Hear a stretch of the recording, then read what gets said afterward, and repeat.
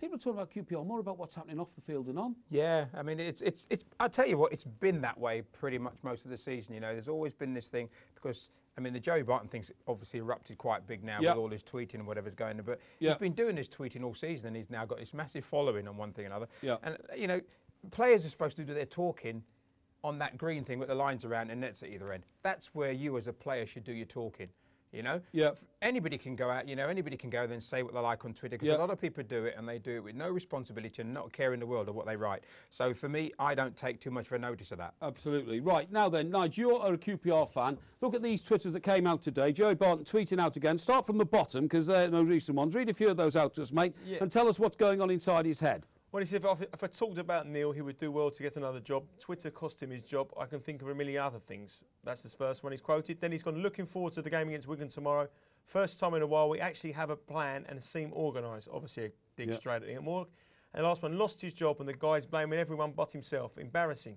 Time to look in the mirror, mate. Last thing we need right now, big week. Right, OK. Now, this is in response, just to keep our viewers in the loop, to Neil Warnock giving his first interview since he left QPR, in which he said he felt that people were working against him inside the club and that the Twitter campaign was, you know, a malicious way of undermining him. Now, that's all very well, and Neil Warnock has an opinion, but he's gone now. Do you think that Joey Barton is wasting too much emotional energy on letting the world know what a pseudo-intellectual he is? Well, totally. I mean, the problem with Joey Barton on a QPR level was that he was given a lifeline by Neil Warnock. I mean, he was banding about. His agents were putting him everywhere. He couldn't get a club, and Neil Warnock took him on and gave him the captain's armband. You know, he made him the captain of the team, took it away from Tarabat, who was superb last season, who single-handedly got in the Premier League. He put a whole lot of faith in Joey Barton, and Joey Barton this season hasn't delivered.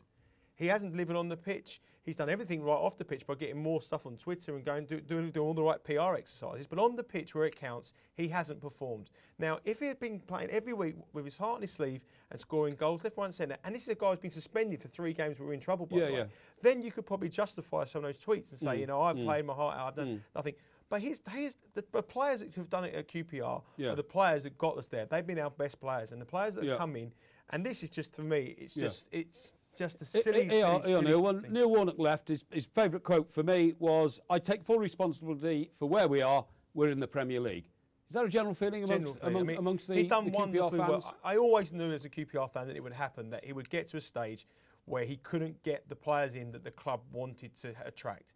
I knew that Neil Warnock could only get a certain player who he could work with. As soon as they got ideas above their station, they would compete with the likes of Chelsea and Arsenal, and they wanted the big names and the big egos.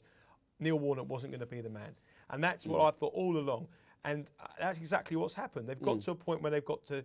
I still think they'd start with Neil Warnock or without Neil Warnock. I think they've got enough quality in the side to do so. Yeah. But I think they realised they had to get 4 or 5 players, and they've done that. And the way to do it, a man who's put his trust in you to be captain, is just... And it'll be interesting to see what kind of reaction he gets. Luther, what sort of atmosphere does the Joey Barton behaviour off the pitch spread inside the dressing room? Well, I mean, I would think, and I can't imagine that the players, especially the players you say that have been at the club and have done what they've done to get the club where it is, have been exactly pleased with the things that have been going. Because if you're going to open your mouth and give it all of that, you need to produce on the pitch, because that's where everybody judges you. That's where your teammates will judge you more than anything else on that. You can talk all sorts of stuff, but then if you deliver, nobody will have a problem with it. And, you know, so I should imagine there might be a little bit of friction in there somewhere. There's also a lot of players in that QPR dressing room have been Neil Warnock stalwarts. They've gone from Sheffield United, Paddy Kenny, Sean Derrick, and they've gone with the guy wherever he's gone. And I wouldn't be surprised wherever he turns up, a lot of those players going back with Neil Warnock. So however he may have left the club, he'll still have an influence in that dressing room. I tell you what, I think is another very interesting thing that Neil Warnock said, Luther. He said, when players start going past you to the chairman and they have the chairman's ear, it's finished for you. Of course it is. And I can't imagine how any manager or any club would tolerate that sort of system. You can't have that. But the thing is that's where you want... A club is only as good as the people that run it. And when you're looking at that, you look at the person at the very top of it. And if the person at the top will have people circumventing the manager and everybody in between to come and speak directly to you, then you've already created a problem there. Because like in anything, there's an hierarchy of things, the way things should go. And the moment you go beyond that, then you've got anarchy. And that's when anything can happen. And then the manager then loses that power and that control because everybody's just listening to the chairman. Oh, I mean, if Joey Barton, who's so vociferous on all things except football, going out there, if he suddenly gets round Neil Warnock to Tony Fernandez because he's a personality, and you know, rich and powerful men do respond to personalities. Yeah, they do by their very nature. You know, but he's not a football man, is he? For that, he's no, a but fan, then Joey to... keeps giving it, you know, Mr. Fernandez, you know, I'm not sure about Neil and all, you know, all that kind of stuff because he hasn't been playing well.